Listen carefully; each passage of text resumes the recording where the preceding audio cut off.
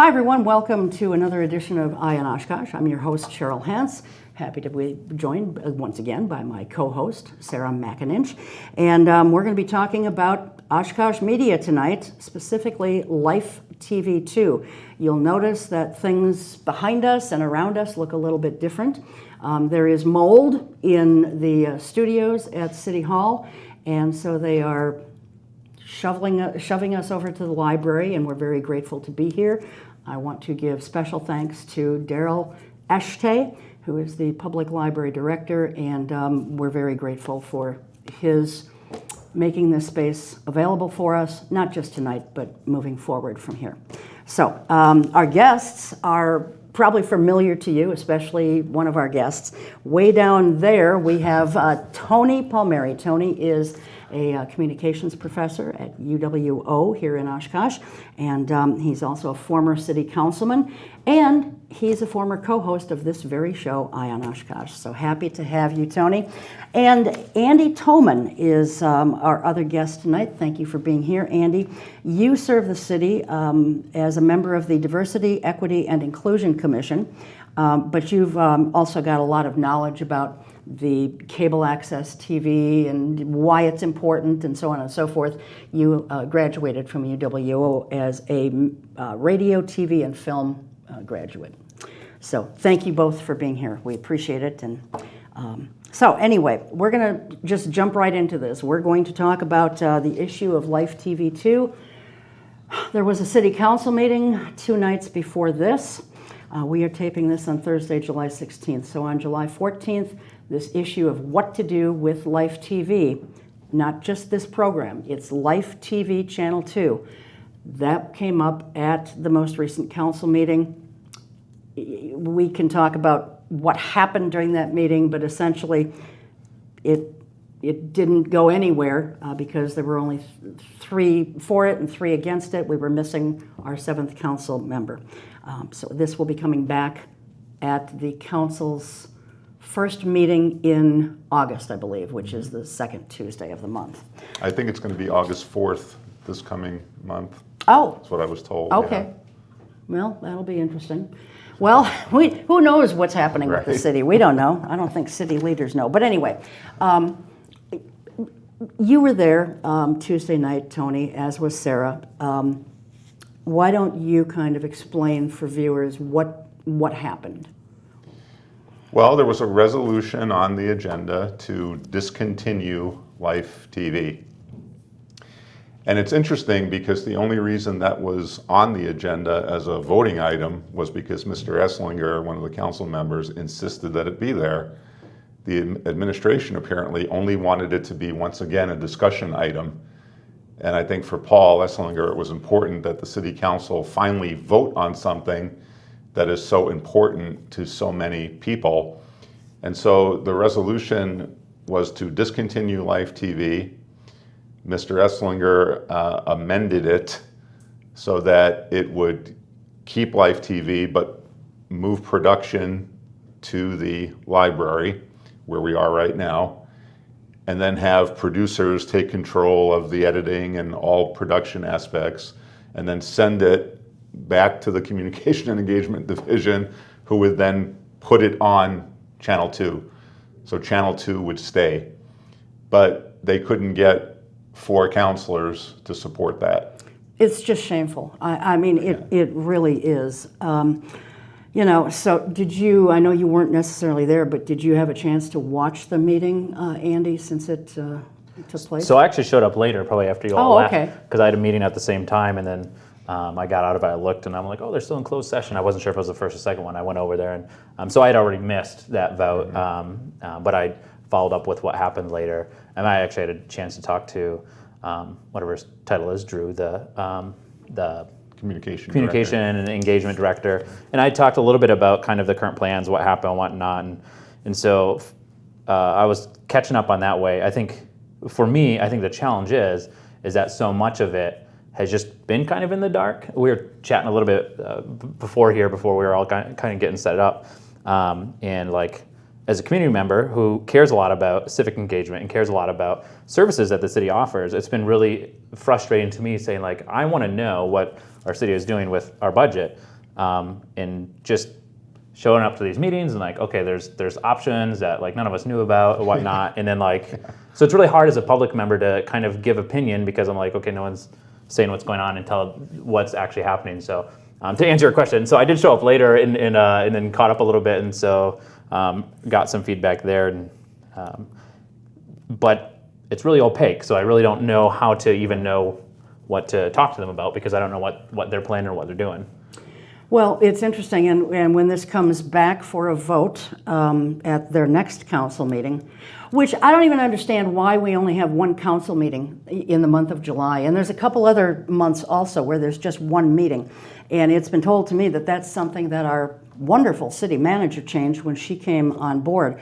I don't know why that would happen. I think it's really important that when they're taking on so many things, this major of a change, a tremendously huge change if they purchase City Center.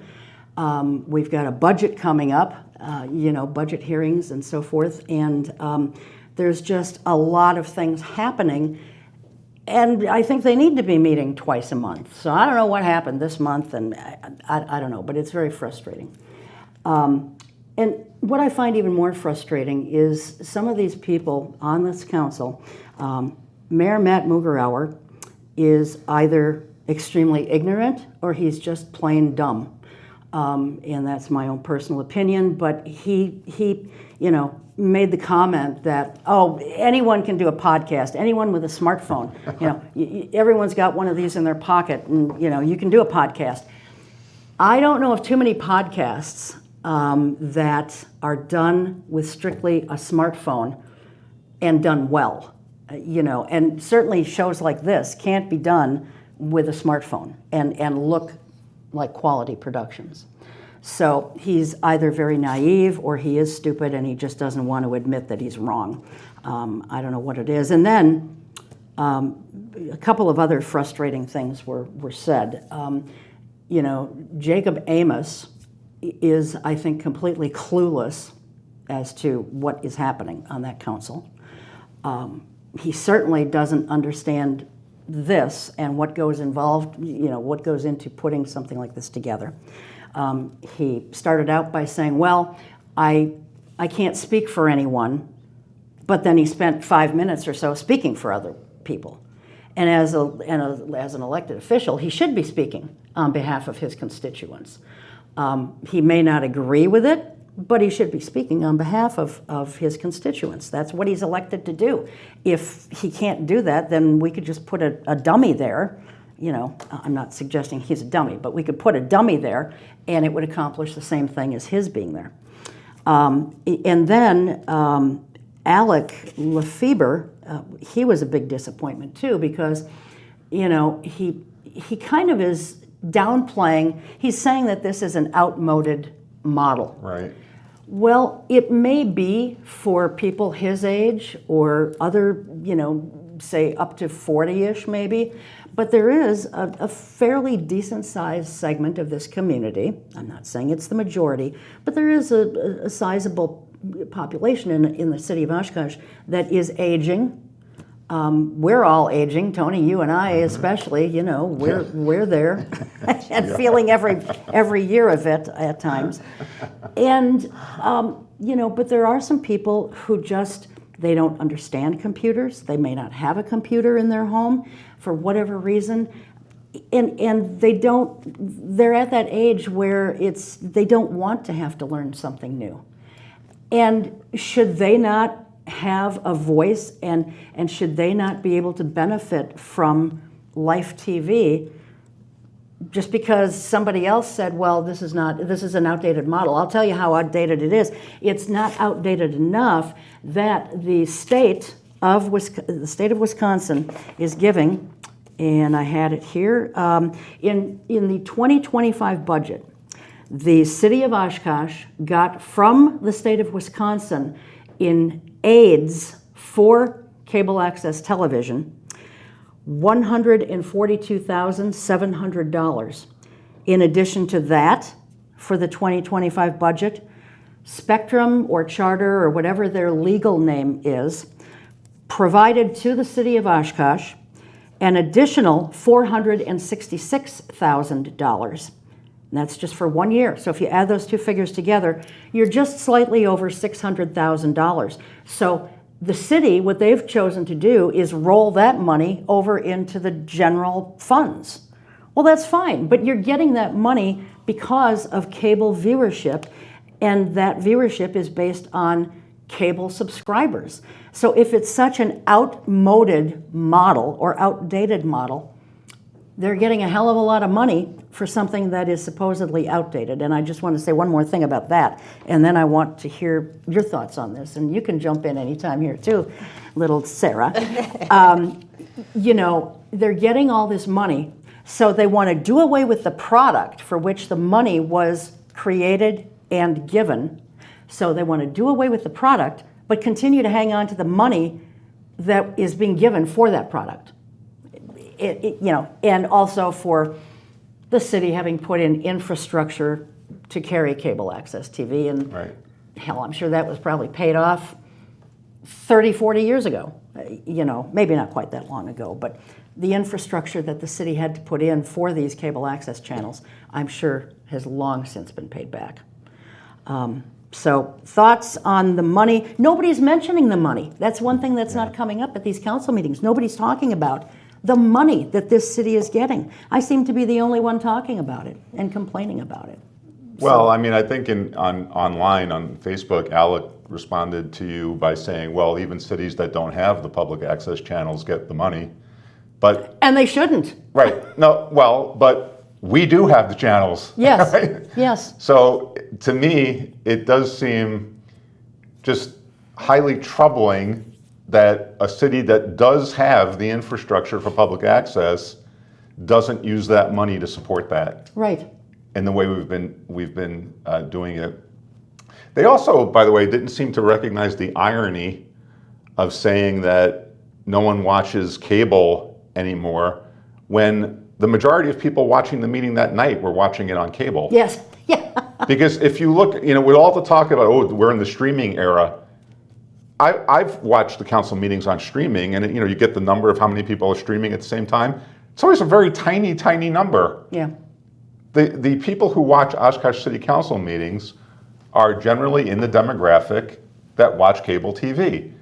And they're the same people watching Channel 2. That's an interesting point. Andy I hadn't thought is about a young guy, he's in his 30s. You watch live TV?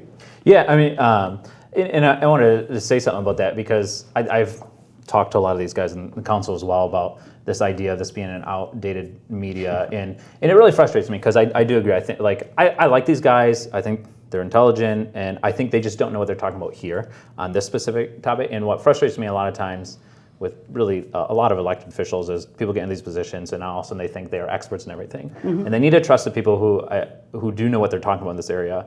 And when it comes to this, like you're saying, like I think this was the previous council when this first started coming up. I think I remember DJ Nichols making the comment that, oh, you can make a podcast on your phone and some others. And I'm like, that What is a dumb comment. such an asinine thing to say because like Yes. anyone who has ever dealt with this like knows there's a huge difference. And I talked to some people after this and I said like, because someone was saying, well, the resolution is way, and I'm like, they're like, the resolution is way bigger. I'm like, that doesn't really matter when you don't understand the size of the sensor, you don't understand you don't have lights, you don't understand you have professional audio equipment, you guys aren't thinking about any of these things. It is very different media. Not to say even like going on to like Facebook or YouTube, where they often say, well, anyone can just put it on here. We don't need the channel to, and I agree that like you need to kind of do both. What my frustration is a lot of them are kind of writing off channel 2, the Spectrum channel, because yeah, you could still have live TV that is only streamed. But I think what a lot of them are missing are a few different things. Is when you rely on just Facebook or YouTube or TikTok, wherever you put it on, you're competing with all these different like things, and now all of a sudden it doesn't become a publicly controlled infrastructure. It becomes an infrastructure that is controlled by these giant corporations that have no interest in our community. Right. And then you're competing with algorithms, you're competing with virality and everything that like, and that's not necessarily giving, it usually is not giving equitable voice to the community. Right. And that I think is what no one is talking about. And then the viewership too, like you're saying, it's good that we stream things online. I think we need to continue that. But to pretend like no one accesses it over the air, or not over the air, but over cable, I think is just, it's incorrect. It's naive, because there are a lot of people, and I serve on the DEI commission, and I've said a few times, like, this is an equitable issue where not everyone has the same experience of getting their media online, and you're cutting those people out. And to me, that doesn't even matter if it is a minority, if it is a smaller group, because you can't just say, well, there's only a few people who do this, so now you all don't have the same access. We don't care about you anymore. Like, the whole point of having these things is so you do have equitable access to both viewing and to creating. We haven't really even spoken much about like the creation part of it yet, but like I do get frustrated with this conversation that says that they are the same thing when it's online versus over cable, and they're not, because people use both. And then even trying to equate like modern like podcasting to TV, like they're both good, and I appreciate both, but they are different media. Like, I'm on TikTok all the time, but it's very different to grab someone's attention for 30 seconds where you have a clip versus where you have traditional media where you have people who want to engage in an hour-long, like in-depth and very localized. That's one thing that a lot of them aren't talking about either, is public access from its creation. The whole point was to give voice to local people, to make sure that communication was fair and open. Exactly. And Alec, by the way, Lefebvre, who I really like and respect, understood all this at the last workshop on Live TV. And then for some reason, he did a complete 180. Right. Yeah. I don't get that. Hopefully, we'll find out at the next meeting. Or maybe before, I don't know. But so he's obviously commented then to what I posted online. So I'll have to go back and look at that. But just hearing what you said about what he had posted. Okay, so there are cities who are getting this money for cable channels and they don't have any. So what? I mean, I guess I'd need to read the whole post, but so what? What's the point that he's really trying to make? I mean, does that mean because other cities are not having anything on that we shouldn't? Right. And a certain segment of our population here in the city of Oshkosh should not be allowed to watch things on Well, and the thing cable is, TV? Cheryl, I used the word in my remarks at that meeting that Oshkosh Media Life TV has been a gem over 40 years. Everyone agreed with that. Yes. Well, they can't really agree with it, though, because if you really agreed with that, you would do what you could to maintain it and make it stronger. Well, and Sarah, I really want you to jump in here because you were at this meeting on July 9th. I asked for a meeting to be put together. I was trying to get everybody on the same page because, even with the best intentions, when you tell something to one person and they tell it to somebody else and so on, it gets confused, things are lost, other things are added in. So I was trying to organize a meeting where all the counselors who could be there would be there, city staff would be there, and local producers would be there. So we could all discuss things, get on the same page. I'm the one who organized it. I asked for it, I organized it because our city manager wasn't going to apparently, so I organized it. And then all of a sudden they completely commandeered the whole thing, and we're not meeting at City Hall, we're meeting at the library, and they had this whole agenda put together. I never got answers to the questions that I wanted answered, still to this day haven't, but they presented a 6 or 7 page thing, right, with different proposals and their recommendations. And then Drew Bailey, I always want to call him Bill Bailey, but no, it's Drew Bailey. So, he said, but don't share this with the media because it's not in its final form yet. Okay, I can respect that. I thought that they would be tightening up language, maybe running it through spell check again, and just making sure that it was, a finalized document. I didn't expect that what I received Monday morning at 9:12 or something like that, that it was going to look pretty different from what we had given to us at that meeting, right? Right. And I'll, it's like I told you, I felt like a schmuck leaving that meeting, the city council meeting, because when we left the meeting on July 9th, I was excited. I mean, I looked at Drew and Rebecca both in the face when they gave this hybrid of, we're going to keep Channel 2, we're going to make you guys do all the work, right? But then you can still give it to us, we'll still put it in for you, we'll keep Channel 2 live up, and we'll still work from the library. And I looked at both of them, I said... Although there was a second option, and that was to do away with it. And right, but that wasn't the one that I was excited about. You were excited about keeping it. I think we all were. This is a viable, and it's a good compromise. I'm okay with compromising, But the one that they recommended was not keeping Life TV. And so we still had that hurdle to get over. But what we got on Monday morning was not what we looked at, the preceding Thursday. And well, no, but I did look at Rebecca and Drew in the face, and I said, Are you both on board with this hybrid idea? Are you excited about it? And Rebecca said to me, I wouldn't be offering it to them if I didn't think it was a good idea. And I said, that's great. I left super excited. Yes. We had a great time with Daryl. He was a great advocate for it, and just talking about the library and all the options we could do. And then I walk into City Hall, Miss Sunshine, and I realize that I'm a schmuck for even thinking that those ideas were going to be shared with the council with the same zeal that I thought we had in that meeting. I tried to tell you. You did. She did. She told me. I mean, there's a little more wisdom, She's been on this rodeo a couple more times than I have, and she knew better. But you're getting there quicker. Oh, it was painful though. I was hurt, and I just thought to myself, on my own points is, with the radio, how is the radio so easily just not going to be removed? There wasn't a vote on it. They just realized the backlash of the radio was so great that they didn't even try to remove it.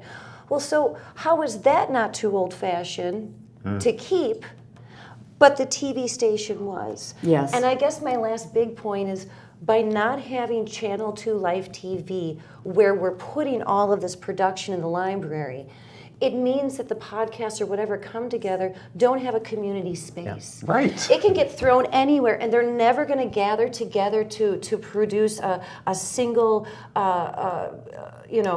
channel that everybody from Oshkosh is putting into. It's made by Oshkosh people. It's about Oshkosh issues. Like you said, this is all going to get lost in the algorithm if we're just streaming. So it's heartbreaking, because I know we're going to lose that sense of community when we lose Channel 2. And I was tearing up at the meeting on Tuesday, because for a minute my hopes were high, and then they all got crushed. And I'm looking at all of them, and they're trying to be soft with me, right? Oh, so, we really appreciated your opinions. We really appreciate your ideas, but we just don't care enough for the minorities, which everything we do is for a minority group. The homebound people are the minority group. Yes, and to that point, so not a lot of people watch this outmoded platform, or whatever they want to call it. Well, okay, so the number's small, maybe. They don't have a way of knowing for certain how many people watch any of these shows, because they're put out in so many different places. City Hall has no way of knowing how many people watch these shows. But whether it's 1 million or 10 people, we have a responsibility to serve all the people. And most of us are probably not going to use that bridge, that footbridge that's going to go over Highway 41, but they're spending millions of dollars on that. And public parks. How many people in the city, if you compare how many people are visiting a public park in Oshkosh, how many is that in comparison to the entire population of the city of Oshkosh? Bigger than who are going to use the footbridge, probably, but still, it's a quality of life issue, and we have a duty. They have a duty as a city council, and I know you guys are probably watching or listening, and I'm sure that you're hearing my thoughts and my words, and you probably don't like them, and that's too bad, because I didn't like your words either at the council meeting. Well, and Andy can speak to this better than I can. The whole point of public access TV is it's not based on a ratings model. right? Public access TV was created under the idea that we need a model of media creation that is not corporate, that doesn't rely on the number of eyes that are viewing it, that gives people an opportunity to be in a space with other people to learn how to not just consume the media, but be the media. And doing that in a studio setting is so much more of a community building experience. I mean, I do 2 podcasts. I love doing podcasts, but I do them on my own, right? It's not the same. Right now we have 8 people involved in this production, and that's great. And we had we still have, it's not officially gone yet, but we have a beautiful studio in City Hall that we're now getting rid of. For by the way, a reason has never actually been given other than they want office space. There's never actually been a compelling reason given. Not compelling, no. Have you heard anything No, on your end? well, and that's what I was going to speak to that too. Yeah. Of like one of the frustrations, even talking about like, okay, let's say like Channel 2 only serves like a smaller group or whatever. We don't know that, which is part of the problem. But the other thing is, I have not heard actually what it even saves the city. Like early on, they said this is a budget thing, we're consolidating things, and we found out, like I think I remember in one of the early on meetings, they said it's a half of a full-time employee. But then we found out that was the numbers for both the radio and this, and then we're like, well, what? And I'm sorry to interrupt, Andy, but also for GovTV. Yes, Which yeah. they're also keeping. So like if you get rid of all those, I would really like to hear, carrying Life TV on Channel 2, how much money does that actually save the city? Because we have, $3 million deficit right now. Like how much is this going to cost the city? $10,000? Like that's pretty minor for a pretty major service that's won awards over the past decades. And like it just say we're just going to get rid of this for pennies for our entire budget is kind of wild to me. And like you'd mentioned, like trying to suggest that we need to move over to a format that then is competing with things like on Facebook or YouTube, where at that point you can't get hyper localized anymore, because the things that are going to excel in the algorithm are going to be things that are viral, are agitating, and that's frustrating to me, because that is not what I want.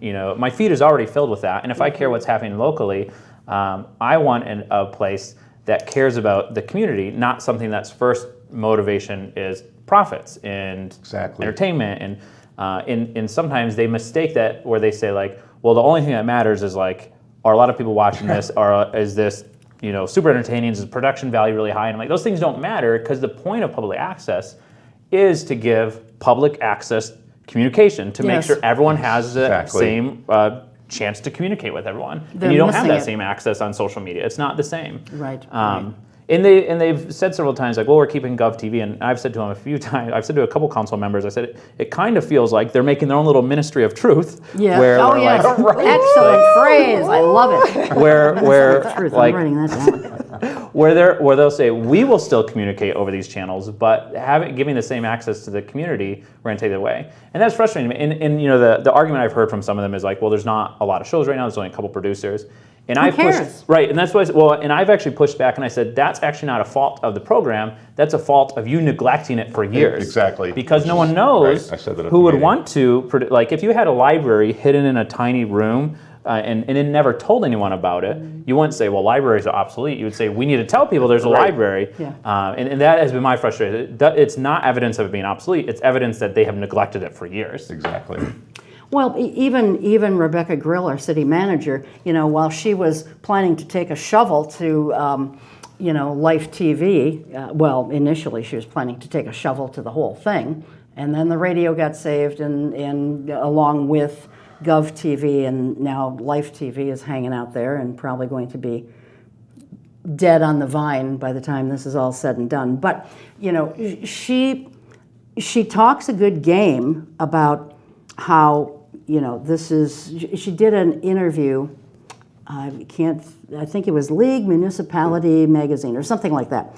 But for the January-February 2026 issue, she talked about, what a wonderful thing Oshkosh media has been for 40-some years, all while knowing that she was going to be taking a shovel to the whole thing if she had her way. And then, of course, so there she is. She's kind of like, you know how a snake has a forked tongue? She speaks with forked tongue. I really believe that she does. You can't have it both ways, Rebecca. You can't say what a gem it is and at the same time be planning to just decimate the whole damn thing.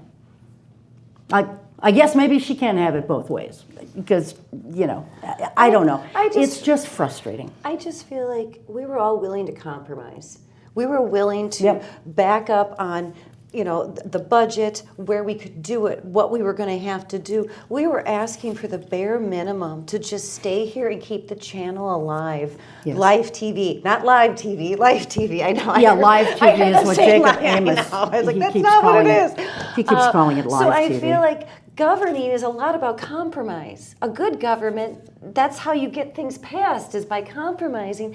And I just have felt like they just were never going to. And again, I feel like a fool for believing that they wanted to find a solution.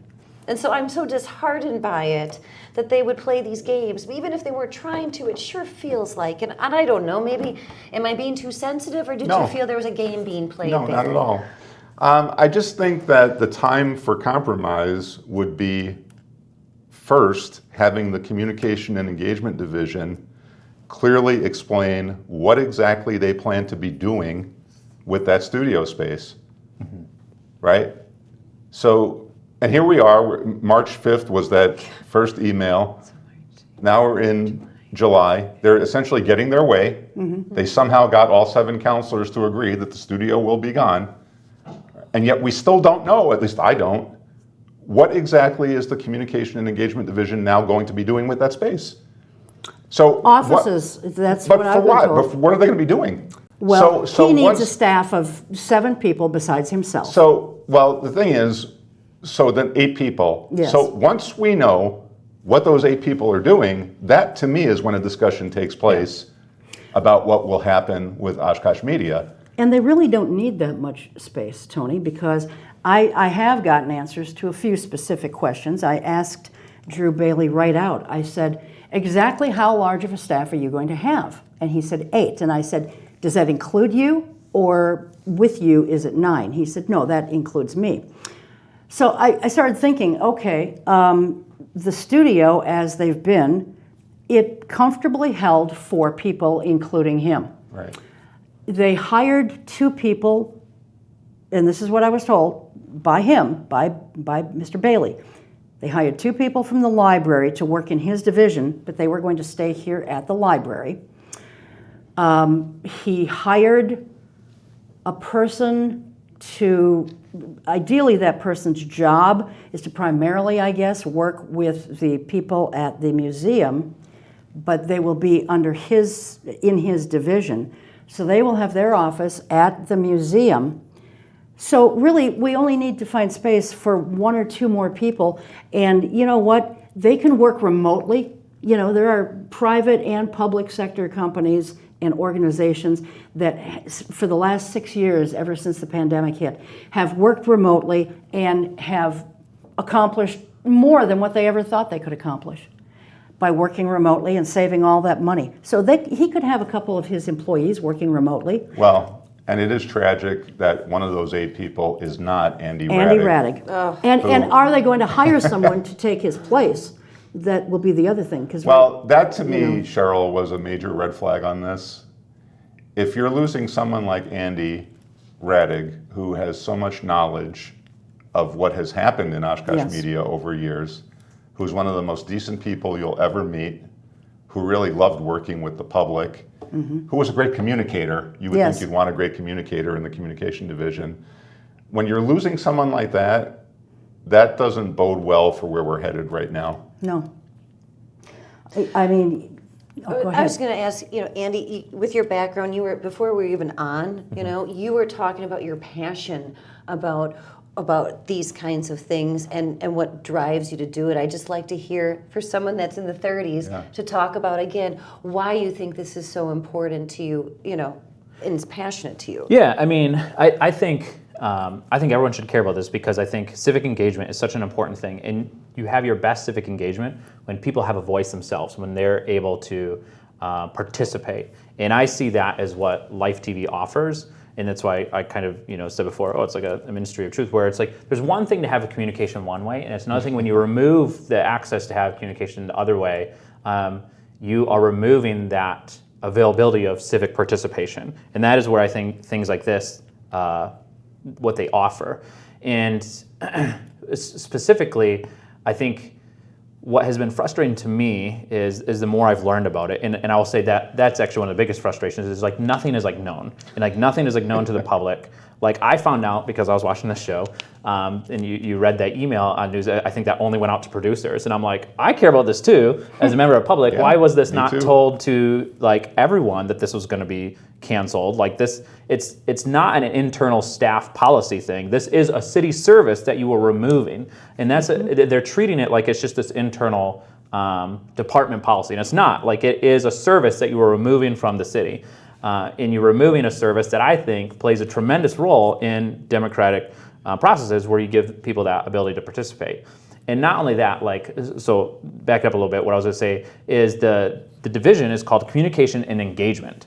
And they're effectively, and I've said this to them a few times, to a few different council members, they are effectively turning into a marketing department. Yes. And I'm all for good marketing. That's actually what I do now, marketing communication. I'm all for that. And the city, the city needs to be better at marketing, but I'm like, that is not your entire division. You are completely throwing engagement out the window. And if you expect that engagement is just people commenting on what you choose to put out on social media, that's not engagement. You have removed the engagement part of your division. So that was a question that I would have for them. And when I have asked a few people, hey, when you created the budget last year, what was this division supposed to be? And what I've got is crickets. I don't think they knew. Exactly. And I think that was a big, I like the guys in council and whatnot, but I think that was a very big error on their part last year when they created this division. There was really no direction of what this was supposed to be. And so they've been kind of writing their own rules. And I want to try to give people the benefit of the doubt. I talked to Drew at the last meeting and whatnot, and they're like, we just want an answer from council. I'm like, sure, maybe that's true. Like, you want an answer, you thought they were telling you to cancel it, and now you don't know. But what I would like to see more is them coming up with realistic options. Like at the workshop that happened last time, they gave those 4 options. But in my opinion, it was kind of like we looked and we couldn't find anything, so we gave up. And I'm like, you didn't even tell us where you looked. You didn't tell us what options you looked into. How hard did you actually try? And what is this going to cost you? Like, what does this cost? And again, I'm going back to you haven't actually told us what it will cost to maintain it. Is it $5,000 a year that we're getting rid of all this for? So sorry, I went way off from your original question. No, you're great. No, that's fine. Fantastic. But it matters because this gives people the ability to participate democratically, where you have those things on social media, but it is different. It is different where it's like, and I engage with people on social media, on Facebook, and we'll go back and forth with council members and other public members and whatnot, but you lose something when you lose a service like this where you can have a polished, produced, that is accessible to anyone. Yes. And instead, I think they need to be taking the route, instead of saying, let's get rid of us, instead they need to say okay, maybe there has been lower participation. Let's start promoting this more that we have this. Yes. Yeah. Well, one of my other frustrations about what happened at the council meeting Tuesday night is, historically, what happens if a certain department is bringing forth, whether it's a resolution or a recommendation or whatever, or if the city manager is bringing it forward, historically, they have distributed it to all the council members, ideally in advance of the meeting, and then they introduce it verbally at the meeting, and they make their recommendations, and then, they answer questions. Both our city manager and our communications and engagement director, who he's not engaging with anybody, and he's a horrible communicator, but I think part of that is I won't even go there.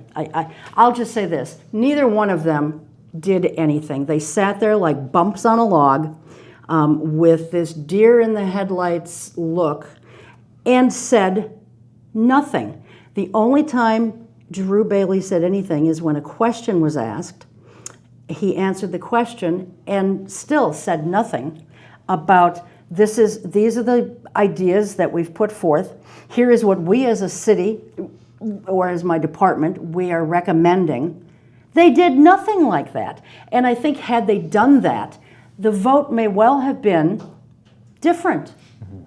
You know, and I still want to find out if they got that entire packet before the council meeting Tuesday night.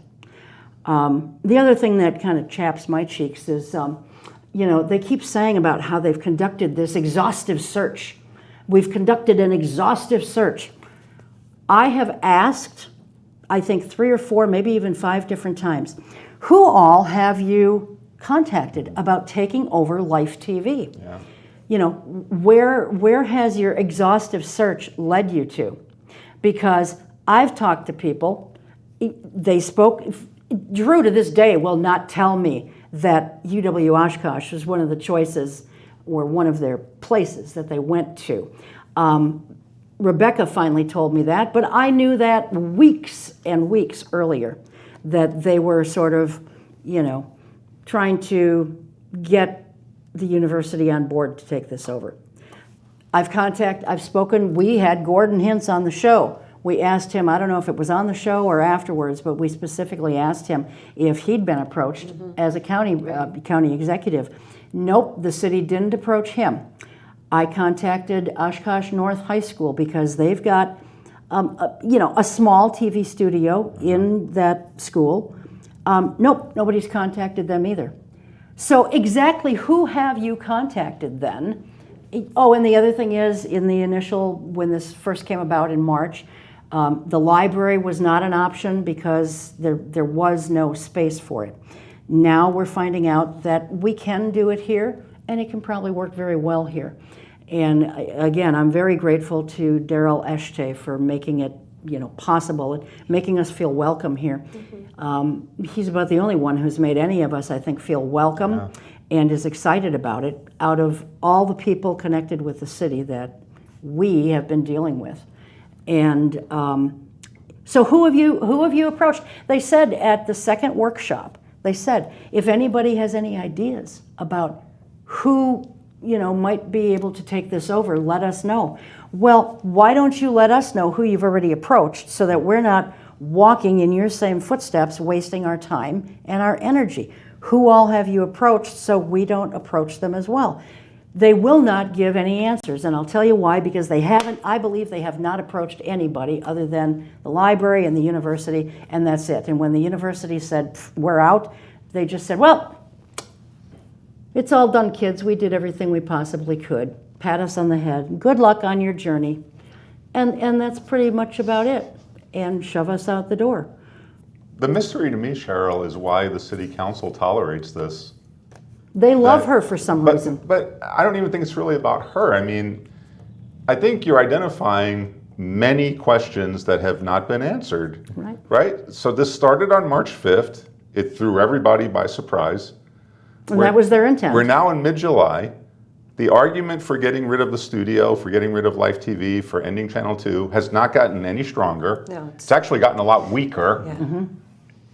And yet, for some reason, our city council seems to be going along with it. It doesn't make any sense to me. I mean, the good thing about that 3-3 vote is it does give us a little bit of a reprieve. Yes. There will be at least one more meeting on this. I mean, I'm not hopeful about what will happen at that meeting. Hopefully wiser heads will prevail. But if the concern was, well, staff, City Hall staff in a communication and engagement division should not be spending time on communication and engagement activities, that's too much time. Makes no sense. Why is it okay for library staff are employed by the city, correct? Yeah. Why is it okay for them to be spending time on it? It's insanity. So first it was, we need the space for offices. That was the big thing. Then a little later on it was, well, what was the second reason? Help me out here. Well, there was amount of resources. Remember Oh, yes. people would Yes, we need their people resources. for the communications and engagement Yes. department. When the resources are, I mean, for the amount, Minuscule. when you're getting over $500,000 a year from 2 different revenue sources, and you don't have to do anything for that, hell, I'd like that kind of a gig. You know, I'll take $60,000 a year for not doing anything. Explain to me how the radio just was. Oh, we're not getting rid of the radio because that was part of the package initially. What magical fairy dust does the radio have that they got protected? I'm just confused. I'm happy. We love the radio. We love the radio station. But that's just, we're like, well, it's just equally as important, isn't it? Yeah. Well, that's for me what Yeah, I think is go like ahead. confusing too, because to me there's several questions. Like you said, there's several things that we don't know, and sometimes they're kind of lumping these things into one. Like even the resolution this last Tuesday, when I read it, I'm like, this is only dealing with Channel 2. It doesn't deal with staffing time. It doesn't deal with the studio. It doesn't, like. And so to me, like those are the 3 major questions that are in my head of like, okay, Channel 2, like you don't want to put it over Spectrum anymore. Why? What are you saving? Like that is really, the infrastructure is already there. The infrastructure will need to stay there because GovTV is staying. So like what are you saving? Are you saving $2 a year for someone to upload a disc? That's what it feels like. And so that doesn't make any sense to me. And if there is like, when I talked to Drew on Tuesday, he said, well, we want to formalize that everyone needs to give it to us in one format. I'm like, that's great. That's something you need to communicate to us. Like if the problem is that people aren't giving it to in one format, so it's extra work, just tell the public that, and so we can fix it. That's an easy thing to fix. The second thing is the studio. Like you said, like no one really has answered what they're doing with that studio space. That to me has been the biggest frustration of like because I think that is the biggest thing we will lose, is that studio space. Absolutely. And if they try to turn it into like a makerspace, which I'm all for a makerspace, I think that's cool. But they should be complementing each other. They should they are different. And again, why are we getting rid of that? What do we gain when we get rid of that? What sort of how does that affect the budget? How does it affect office? Like if it's just an office, to me that is a really horrible reason. And then staff time is the final thing of like, what sort of staff time does it take to support it right now? And I have not seen a good number on that of like, here's the staff time that it takes to support it. And again, that needs to be broken because the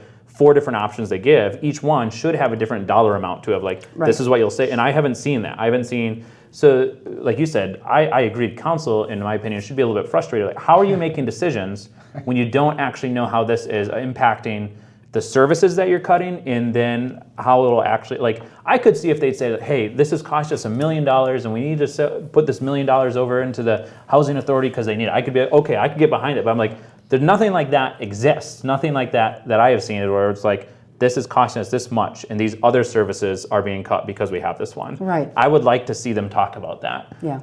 So it was space, then it was resources, and then at the second workshop that was about 3 weeks or so ago, it was about, starting in April of 2027, there's going to be requirements that all these programs be closed captioned, blah, blah, blah. And, what if a producer doesn't close caption their show and, then are we on the hook for that, and so on and so forth. Well, there were 2 of us who immediately, when we heard that, we started doing some research, found out, and then one of the other person, she actually found out through the city attorney that, yes, we are exempt from having to close caption. Oh. However, because there's significant reasons why people and organizations could be exempt. I'm not saying we want to be exempt, but don't use that as a reason that you're going to get rid of something.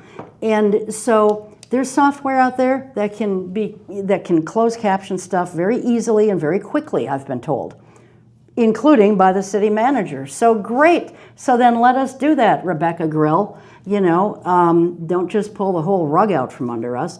She doesn't understand things about this community because she doesn't live in this community. And this is not the first thing that she's done, to try and destroy something.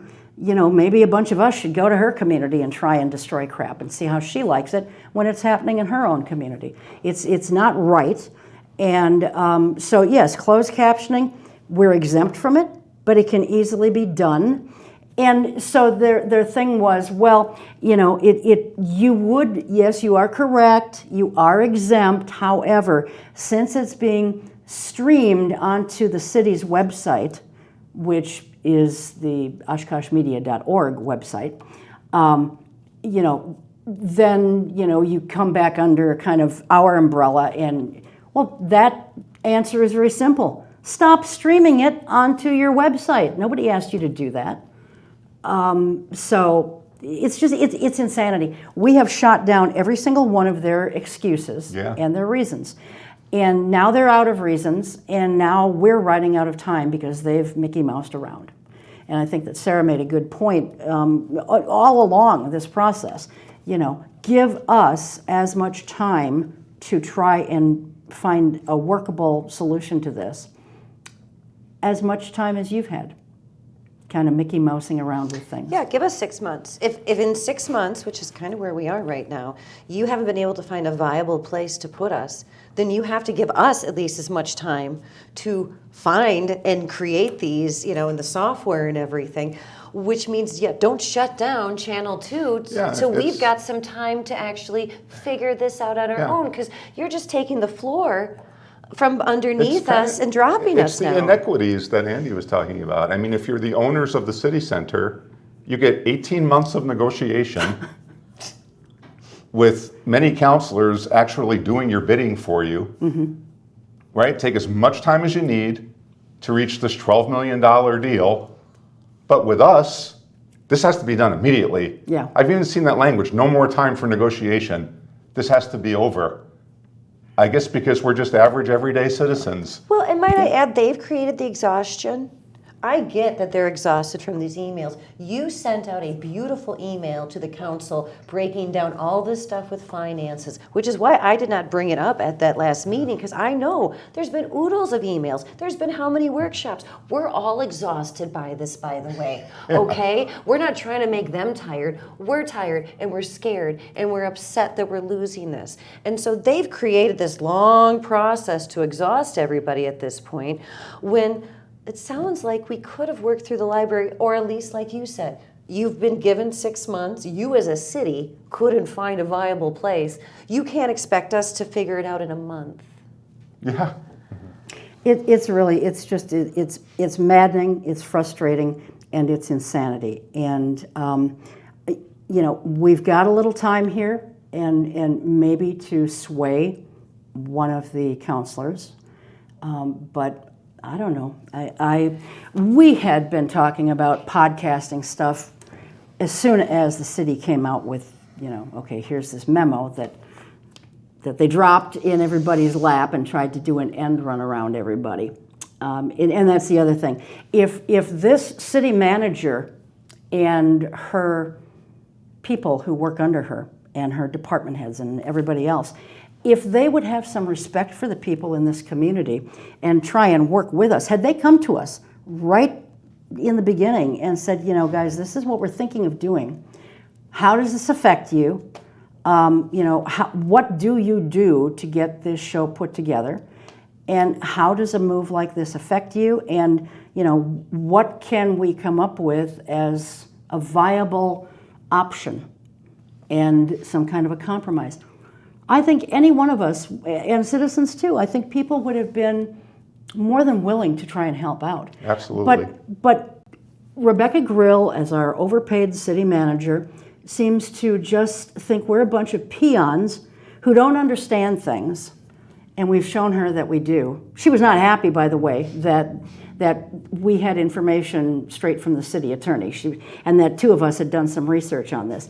We caught her off guard, and she was not happy about that at all. Her face definitely showed it, and she even questioned something. Is the city attorney not allowed to share that information with her? I don't know the legalities of that. Is she? I don't know. City attorney can share it to whoever they want. Their job is to make sure they're advising them properly. Yeah. But So how did that miscommunication happen, you think? Well, it probably was never asked, except for she you two. never asked the question. She never asked the question. She just assumes that things are going to happen, the way she wants them to happen.